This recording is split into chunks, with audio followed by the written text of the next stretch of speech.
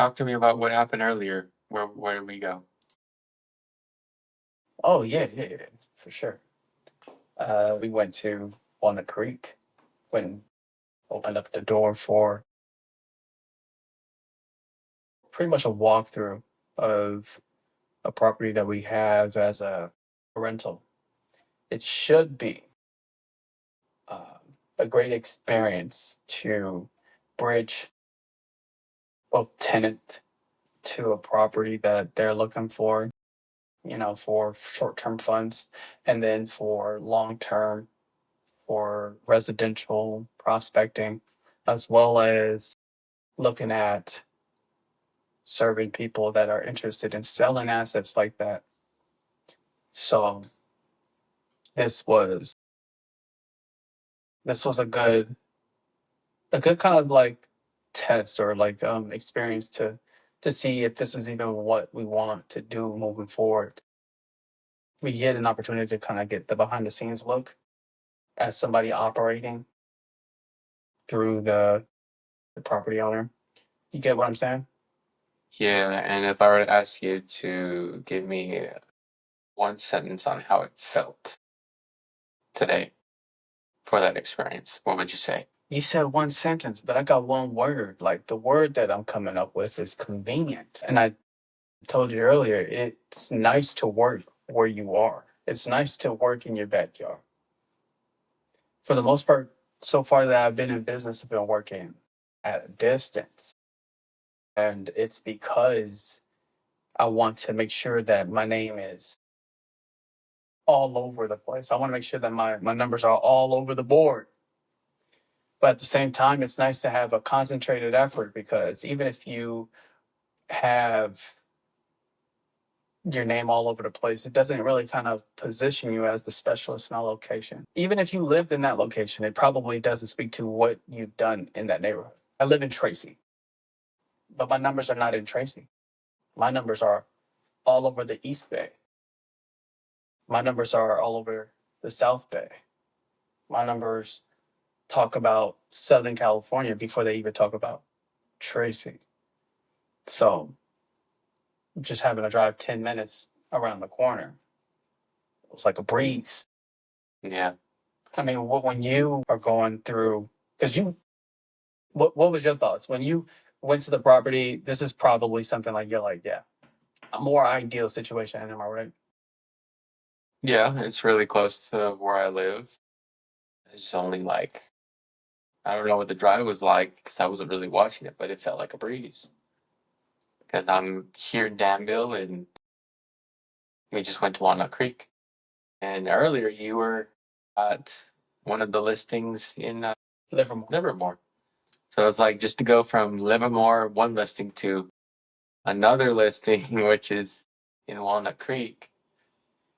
It's pretty cool to see how quick we hit all that in one day, and the inconvenience of somebody not showing when they said they were going to, as far as like potential prospect for like a potential tenant.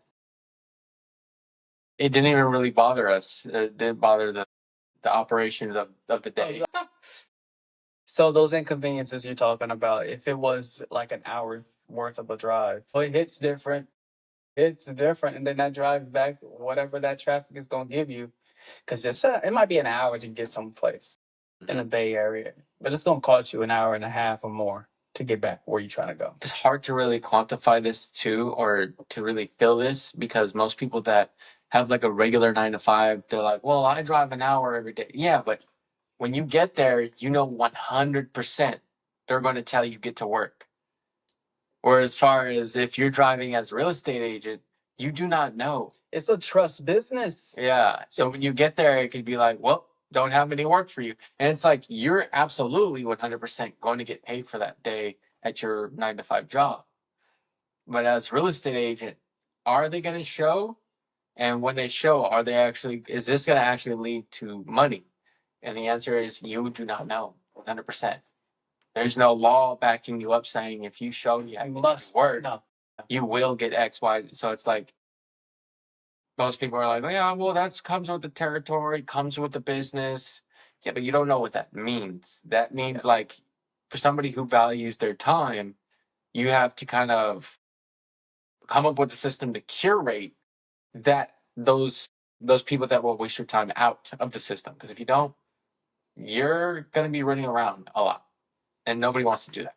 Doesn't matter if it comes with territory or not. Thinking about how the responses are because everybody has a smart remark. Everybody got something swifty or something quick to say. Like, oh, that's why you get paid X, Y, Z. It's like, yo, don't count my money. Because at the end of the day, you're not willing to go through what the salesperson is willing to go through. And that's the reason why you have a day job. That's the reason why you go and clock in and clock out because you like certainty. But if you are like a quiver of understanding, then you would probably put more consideration around why it's important to have a salesperson or a realtor or any kind of specialist that is a uh, kind of like um, what's the word that I'm looking for? A contractor that's going to do their job to the best of their ability when they say they're going to do it and how they say they're going to do it. There's not a lot of people that consideration. They just think that you're like a machine and that you're just supposed to do what you say you're going to do and how you're going to do it and don't care how you're going through it. They want to see the product, the end product, the result. Now let's talk about how this current client for the one in Walnut Creek. Yeah, man, I love this type of client because he's got so much going on for himself that us doing the job, he's like, I don't care how you get it done, just get it done what you say you're gonna do. And that's the best because it gives you free range to kind of get the job done. Like there's no parameters on, there's no boxing you in on get the job done in this way. And that's where if something shifts in the market, if something shifts not even in the market, but in the process, you have to be able to adapt and shift with it. But if you have somebody who's like, that's not what you said you were gonna do, how you're gonna do it, then it's like, yeah, but the conditions are different. Yeah. So now let's meet the conditions and pivot. But now that you have to have this full conversation with them on this is why we're doing it this way this time. And they're like, oh, well, you're not. It's because that type of person doesn't understand what it actually takes to get something done. So they don't understand that it takes a lot of iteration and practice to be able to get whatever it is, whatever task you're trying to do. And this is just life. This is not even just real estate. This is just life. There's a lot of iteration and a lot of course correction. And with somebody like the current client that we have now, he understands that. So he's like, just here's the goal, accomplish the goal. That's it. That's it. And you try to revert back to your like, oh well, I want him to know that we're Explanation. Yeah. He's like, time out. I don't care. All I want to know is, are we on pace? Are we on track? It's like yes, because of this. Is it? No. I don't care. This. It's not about trusting you right now. It's about trusting you overall, from start to finish. Yeah, and not everybody, because the position that the person might be in or the quality of the client, not everybody's going to be able to like feel at ease to let the professional do their job. Some people want to know step by step how you're going to do it, the way you're going to do it, and they want to kind of proof it to see before you put it out there as the details, the way that I feel rather than what the professional feels. But that's just the nature of being in the profession of sales. Like you have to know who your target is, know who your avatar is, and knowing how they operate, you get to be able to not step on their toes because some people are. And this goes back to the sales that we've been working on. I forget not seventh level.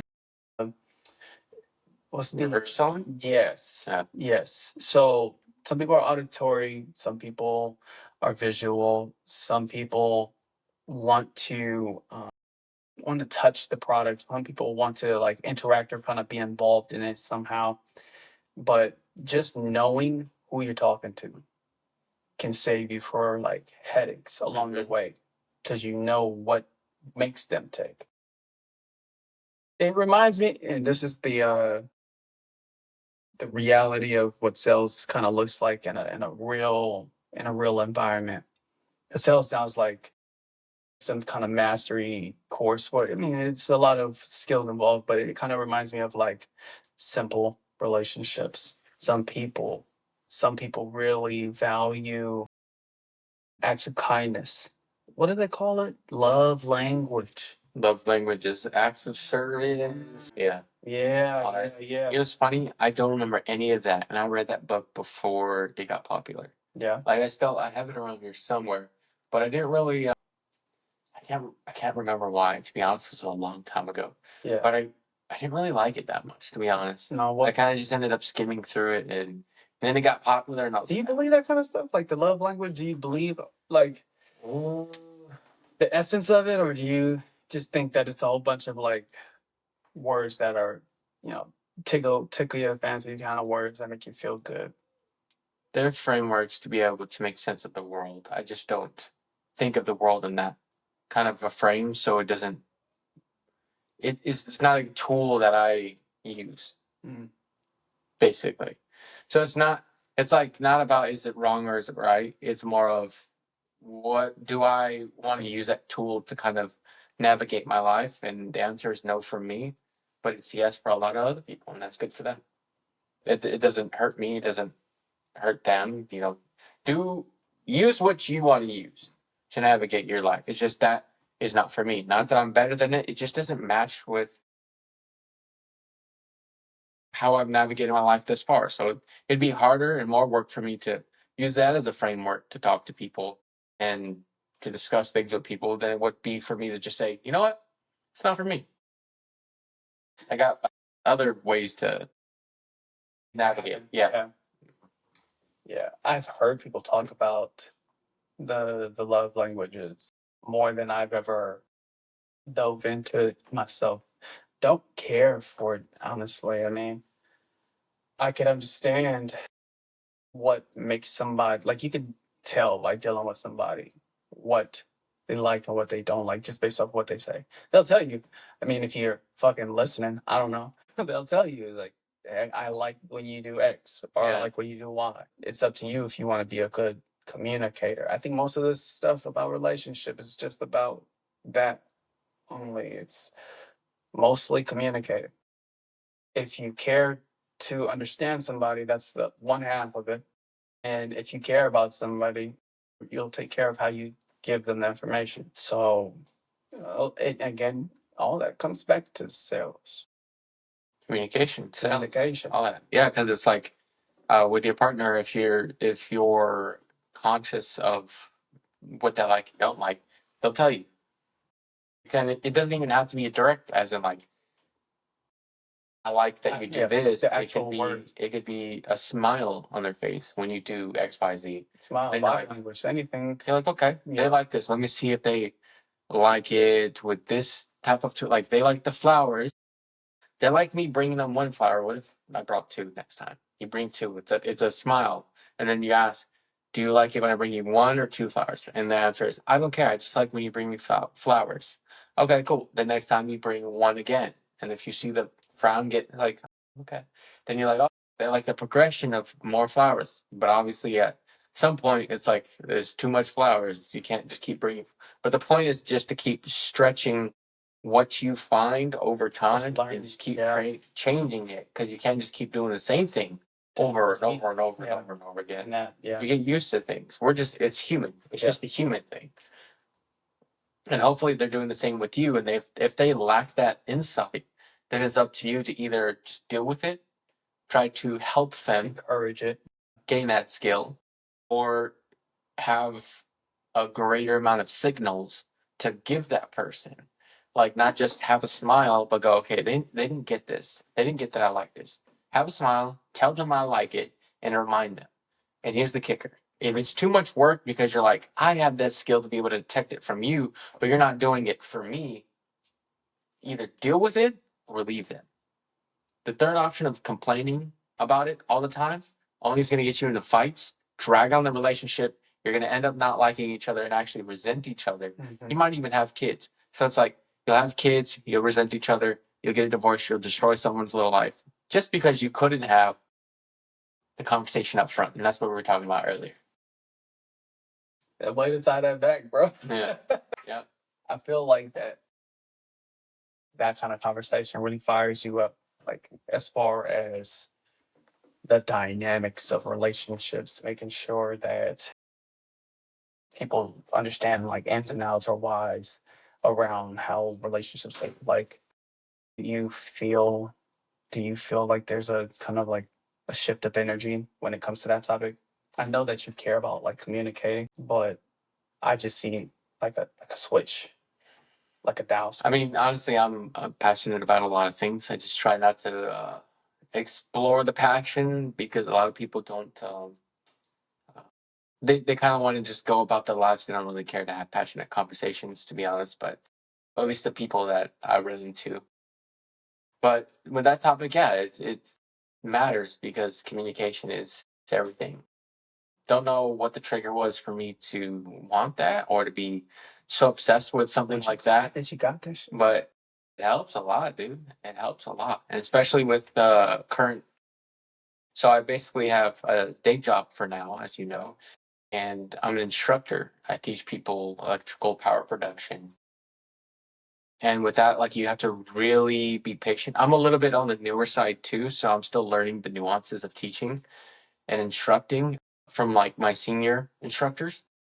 But they have a lot of patience, a lot of understanding, and a lot of waiting for the other person to respond on their best foot, not on their knee jerk reaction foot. And I like seeing that because it's like, oh, you're fostering a period of time where people can actually spend thinking about their answer instead of just throwing out anything. And we call that, like in sales, we would call that like resistance or like sales resistance when somebody's just like, no, I'm not interested. They're doing that because you're making them feel like here comes this high pressured salesman. All he wants from me is my money. But if you do the reverse selling or the NAPQ or the NLP, You're just saying the alphabets with people right now. No, I know. Hopefully the salesmen know what I'm talking about. But if you do those methods there you go. Yeah. and tactics, and by the way, you can't do those tactics well unless you actually are trying to help people. Like you really can't. So it's like you could say they're a tactic and therefore it's bad, but you don't understand whoever's saying that. They don't understand that in order to use those tactics, you actually need to have a degree of care for the other person because you're thinking about their well being and going ABC question, like you just asking, and how's that affected you? How has that affected you? Affect you. Affect you. There you go. Saying that weird. How has that affect you? And if they say it hasn't at all, I don't really care about it, then you say, okay, cool. You go in your mind and you say, I learned something about this person. They don't need the product. Therefore, why would I pressure them? Like, you don't need this, bro. Like, you don't. Why do you even think you need this? And if they go, oh, because this other reason, you can say, no. All you need to do is just keep going at what you're doing, or all you need to do is do this other thing, or look up these videos, or go this route, or like you don't want to sell somebody that actually doesn't need it. But if you see somebody needs it, but they just don't have the commitment towards doing it, or they're afraid, or because this is all human stuff, right? We're all like this, all of us. And then it's up to you to help guide them through.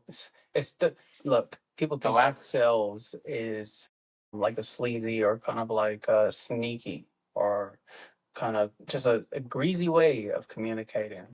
However, sales, when you realize the responsibility, it becomes your your calling to save people from their decisions. If they know, if they if they don't know that what you're about to provide is better than what they're doing right now, or you can save them time, energy, effort, money. When you are able to protect somebody's assets, it becomes a calling for you to go out and tell folks, hey, let me save you. Um, what do you, I was gonna switch the topic altogether, but I don't want to talk about things that are like uncomfortable. For sure, I don't. What? Because all right, let me just Never let me no, I can tell you. I'll tell you right now. I'll tell you what it is. I was gonna say, what do you think is one of the most sales based things or occupations that there are and to ever exist? One of the forefront best top sales positions that there ever has been. From what I've looked up, it's like car salesman, real estate agent, tech sales, like closers, and coaching. I'm sure I'm missing a lot, but as far as the ones that insurance, yeah, those are like the ones that I hear constantly, nonstop, out there in the ether. And which I'm actually, I just remembered a couple more: pest control, home improvement, roofing, which is different from something new, solar. solar. That's right. Yeah, go ahead. What were you gonna ask? I was gonna ask, it was something that's non-material, but it's a sales job nonetheless. Insurance. That's crazy because that is true. But Yeah. no, I was gonna say the one of the oldest sales positions is selling religion, and I know that it's extremely difficult to sell anything, but it's even more difficult when you get told no all the time. When I'm doing real estate, I get told no hundreds of times a day, but I know that at the end result, it's not about how many people that say no, it's about the ones that say yes. And you're able to walk away knowing that you've done what you can to provide that service to the person who was willing to listen or willing to take the benefit of whatever it is that you're selling. Bringing it back to what we were talking about a moment ago, where we want to we want to avoid like the disappointments of having conversations with people and feeling no, like feeling rejected. But it's a part of the process. The goal of sales is to tell somebody the benefit, the truth, the idea of whatever it is that you're selling, because you know that they're going to have a better outcome than whatever it is they're going through right now. And that is the essence of sales. It is like telling the good word. Sales is doing something for somebody that they don't know that they probably should have, even if they don't want to hear it. But you know it's better. It's better. Just kidding. But I'm not. Just kidding. I'm not. Anyway. But anyways, yeah, man. That's why I didn't want to talk about it, man. Well, with the whole, I actually saw TikTok, or was it a reel, about somebody saying, I live in Utah and 80% of the door to door, Jehovah Witness. yeah, Are you they end up serious? becoming salesmen. Yeah. Yeah. Wow. Because it's like, it's just easy to say, what job should I get? Well, let me go do the same thing I was doing, except selling something else that works for Yeah. people. So it's like, yeah, it's Yeah. pretty easy when you're out there and your Already mission is to doing it. save souls. Yeah, Yeah. That's sales. yeah. It's like they And you're believe in our getting product. told no. You've done the Kingdom Hall thing. I've locked the doors. Never done the door to door because I just, for whatever reason, just didn't have the evangelizing spirit. You said you did the what? Walk through the doors of a Kingdom Hall. So that's like the Kingdom Hall is Jehovah Witnesses church. So yeah, so the Kingdom Hall is the church, and I've always seen like people doing evangelizing. I mean, I wouldn't go to the church if I wasn't evangelized too, but I just can't see the door to door aspect of selling spirit. I don't see it. If people come to me about it because I'm preaching to somebody and I spoke to them, like if I said something on the internet and I just said something that really touched your heart and you came to me, it'd be much better. And that's kind of the same thing that I like about real estate is that I want to be able to talk to people and really touch their heart so that they come to me with an open mind rather than telling me no and trying to give me every reason why it doesn't work or it doesn't exist or it doesn't work out the way or there's other things. And Yeah, dude. There's just I don't like the sleazy salesman type people either. Like somebody stopped by when we lived in Benicia. okay, Somebody stopped by while I was gone and basically like, told Acacia like, oh, basically he was selling a vacuum, right? Oh, you don't want this vacuum? Well, you got to get your husband's permission, like something like that. Yeah, yeah. oh, And she was like, she told herself inside like, okay, now I'm getting really pissed. yeah. Like you're just gonna Damn, offend I me. don't have to smack a bitch. No. And then she's like, okay, well, I'll just tell you right now, he'll say no. Yeah, It's a no. yeah. No. And then it's like, then they got their hands. Sales through the years, man, it's kind of evolved. I mean, I'm glad that people see the new, like, if they got access to the new material, but the old stuff, like, There's dudes that you met. I don't remember who his name is, but you were telling me that somebody was trying to tell you, well, are you in charge? Like, what? yeah, Where do you think that worked? yeah. Did it work for you, my guy? That was broker to broker, wild behavior. Wild behavior, because it's like, What is your goal here? yeah, are you trying to just get me? Like, you're probably trying to get me. It's almost like the reverse selling tactic on steroids, but so much so that it makes people go, well, you're not a good person. So why would I want to do business with you? I'm sure it works for some people who are superly wildly insecure to go, I am in charge. I'm going to make sure that I get my client to overpay for this to satisfy this because you're right. I am in charge. Like, I'm sure some people think that and then they go, yeah, I'm in charge and walk away and then go do exactly what he wants them to The do. manipulation act. Yeah. But it's like when you kind of heard that and you kind of just were like, bro, what are you doing? What are you doing? What is this? Look, I can only sympathize with people that have they're trying to climb that corporate ladder and they approach people and in their own work environment have that toxic conversation, that jab back and forth until somebody that's initiating reports you. It's because it's all a competition. You guys are all fighting for position in the corporate ladder. And I could only like feel sympathy because I never had that experience until a broker that has nothing to do with me did something to like jab for position on their own offer where I'm like, yeah, I'm glad I'm a listing agent on this situation. And I'm glad that I'm having control of this conversation because if I was 2 years into this or 1 year into this, I don't know what I would have said. I was probably still a little ignorant motherfucker. That's Like today, it's just totally different, man. I just have so much composure. Composure is so important because people be talking out their neck. yeah. And Yeah. they just say it. They just say it like it's nothing. And then you sitting there wondering like, has this gotten you the reward This that whole you've time? been seeking this whole time? Because this behavior is just it's Garbage.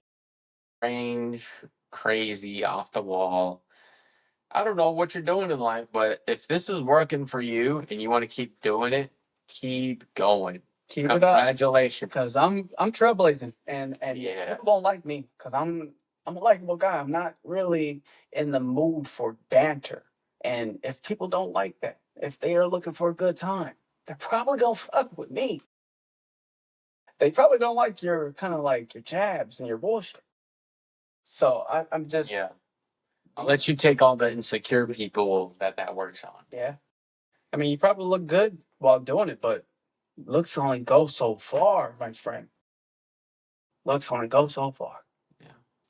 So it's player being cool, man. I was talking to somebody the other day. I said, man, it's player being righteous. It's cool. Oh, yeah? It's cool. What do you mean by righteous? Man, just doing the right thing.